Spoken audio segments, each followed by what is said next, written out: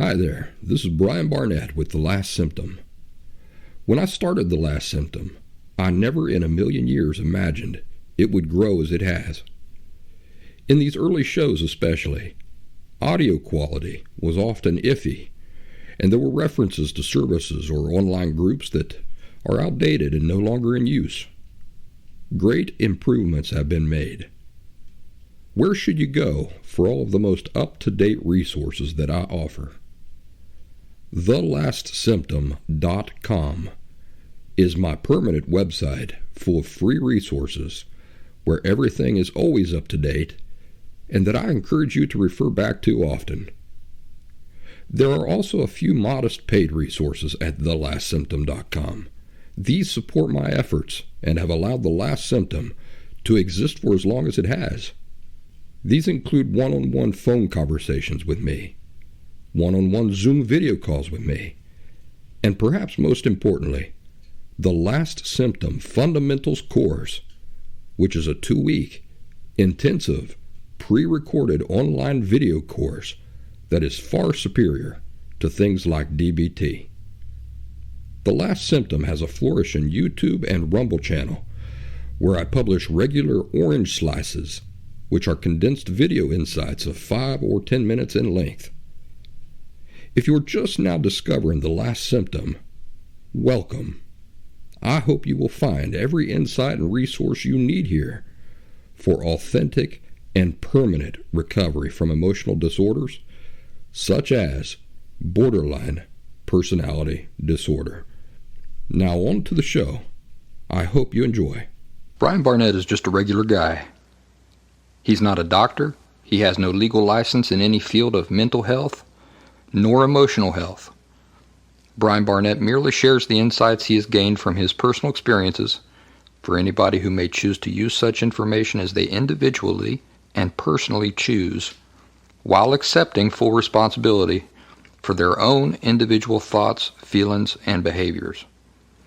Brian Barnett assumes no responsibility whatsoever for anybody's individual choice to expose himself or herself to any information that Brian Barnett shares, and by listening to this program, you are acknowledging that you, and only you, are responsible for your own thoughts, feelings, and behaviors. Happy Saturday, everybody. This is Brian Barnett, and I'm happy to have you back so soon after the Thursday podcast. As I said in previous podcasts, when I have time on Saturday to do these, I will, and when I don't, I won't. Today's one of the days that I do have the time and the necessity, because a lot of people got upset. A lot of people got themselves upset, and I'll tell you why. I made a couple of memes, and a lot of people got themselves upset over those memes. The irony is that the theme was triggers. The theme was I was talking about triggers and how triggers is a bullshit concept. And a lot of people got themselves riled about this. So there's the irony. I can't say that they were triggered because triggers don't exist in reality. But these people sure did get themselves all riled up about it. So that revealed to me the fact that perhaps I need to explain this a little bit more until the reality of it becomes clear to people. Let's talk about triggers some more and break it down, tear it apart, and get it behind us. How about that? You can say, I felt such and such. You cannot say, she made me feel such and such.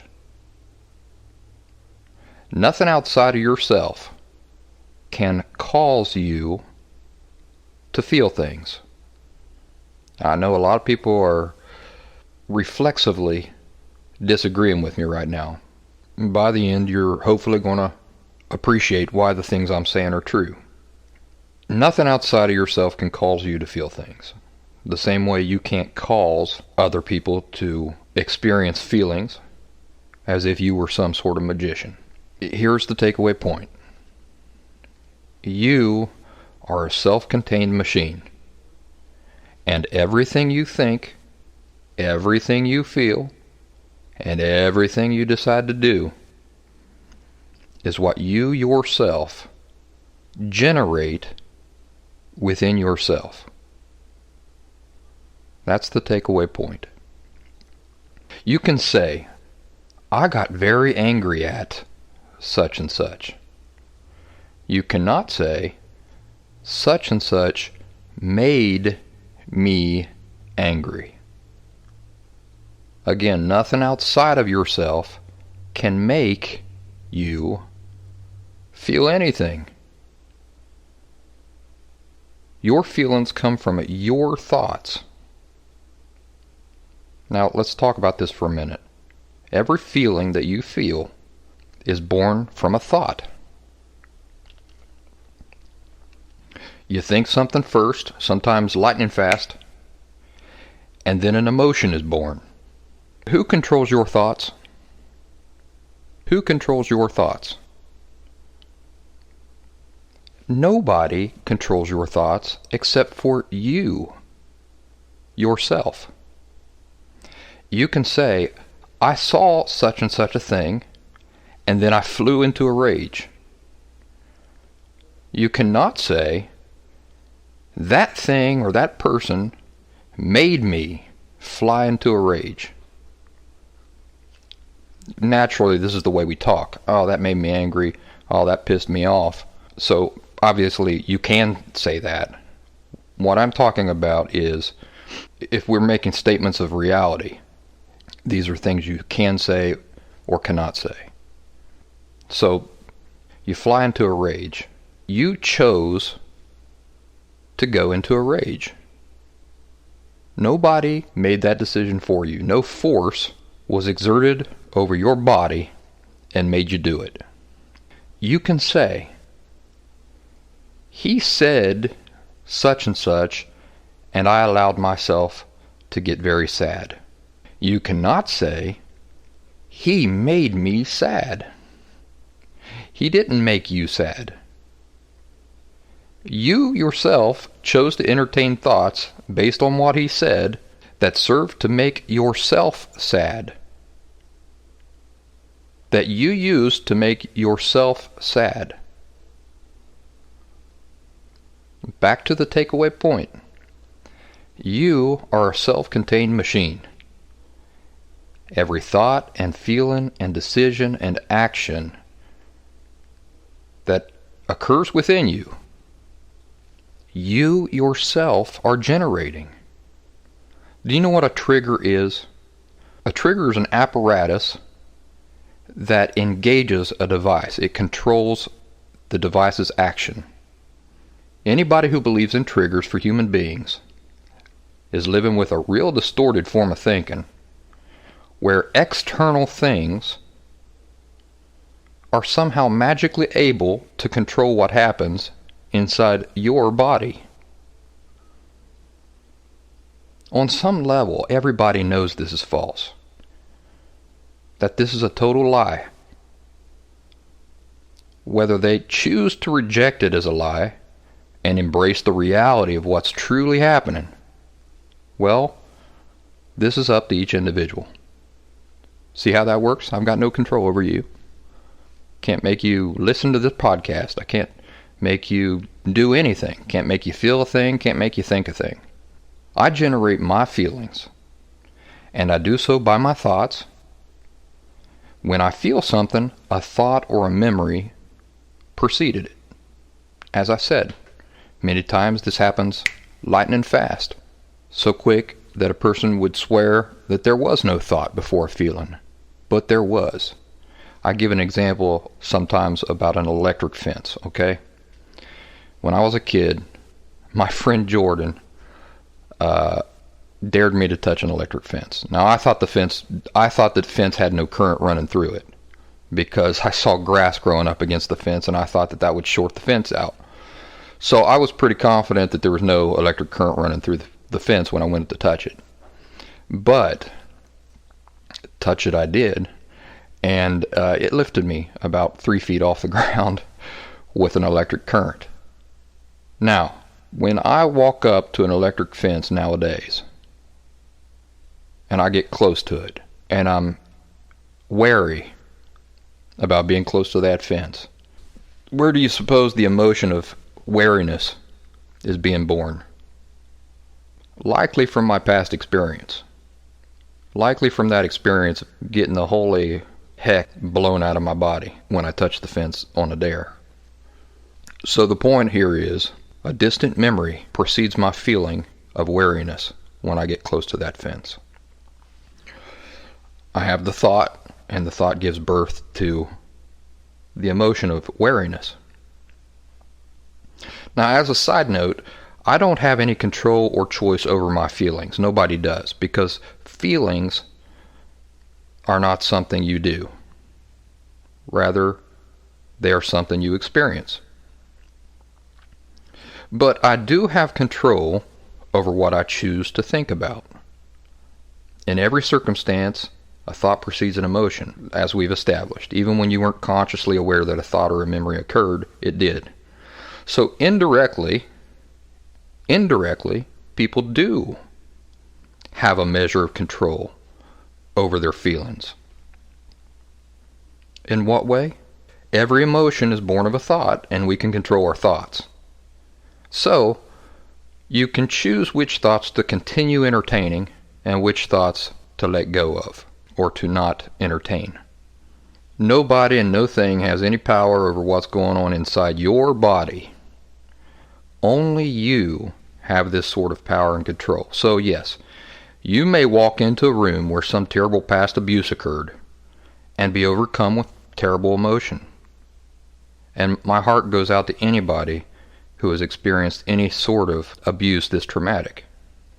I get justifiably infuriated and heartbroken when I think about people, as children especially, who were in those situations. However, the room does not exert some magical power over your inner feelings. You yourself are generating the thoughts and the feelings. Not the room or anything in the room is controlling what's going on inside of you. Therefore, trigger is a bullshit term. One other point I'd like to add is this, that no matter what one feels, every individual, himself or herself, still chooses for themselves how they will then behave. Now here's the difference between emotionally healthy people and emotionally unhealthy people. Emotionally healthy people don't allow their feelings to decide for them what actions they will take. Emotionally healthy people don't allow their feelings to decide for them what action they will take. Only emotionally unhealthy people do this. Emotionally healthy people view their feelings as information, and they use this information to inform themselves so that they themselves can make a conscious choice about the most appropriate course of action as a response. By contrast, what does an emotionally unhealthy person do? Well, because he or she lives in a false reality where triggers are a thing, they inappropriately give their feelings full control over their actions. So, for example, if they feel angry, their anger tells them to punch somebody, and they do it. Or they feel angry, and their anger says, knock that vase off the counter, and they do it. If they're embarrassed or humiliated, their feelings tell them to lash out and cause a scene, and they do it. People living in the false reality of triggers are not in control. You know, their emotions are like a bus, and they're just a passenger on it. It just goes every which way. There's nobody driving that bus. People who subscribe to the idea of triggers are not in control. Their feelings are. And so they go about life delusionally seeing external things as responsible for their own behaviors, thoughts, and feelings.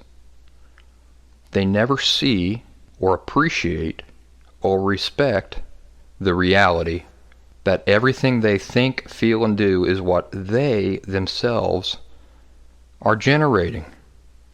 And only they themselves have any power or control over their feelings, thoughts, and behaviors. The only way to fix or manage a thing is to understand the true nature of it.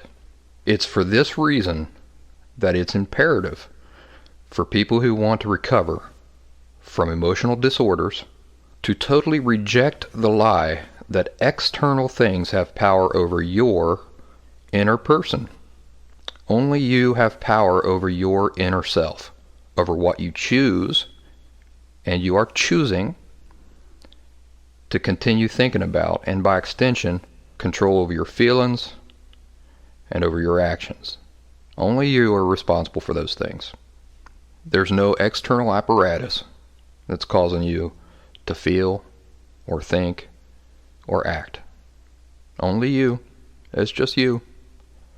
All self-contained within you, and you're the one in control of it all. Therefore, you're the one responsible for it all. And that's true for every single person. Only when people realize that this is the reality in which they're operating can they begin to gain control over what they have the ability to control. I hope that clears it up. I hope now that we can move on to other things. And those who cling to the idea of triggers, I hope that they will leave my group and find another group that will tell them what they want to hear. Because if you can't get past this point, there's not a whole lot that I can do for you. There's not a whole lot that I can help you with. This is kind of a fundamental point that needs to be understood clearly before other truths can be grasped and recovery can proceed. So, not to be a jerk about it or anything, but if you choose to continue believing in the idea of triggers, there are other groups out there. There are other people, other voices on the subject of borderline personality disorder that will tell you things that you're comfortable hearing, and I'm not that person. So, to end on a positive note, what are you guys up to this weekend? Any fantastic plans? Big adventures? I hope everybody out there is having fun in a safe and healthy way. And I hope you'll get in touch with me and tell me where the party's at. Have a great weekend. Be safe. And I'll see you on Thursday, I reckon. So until then, take care, and thanks for listening.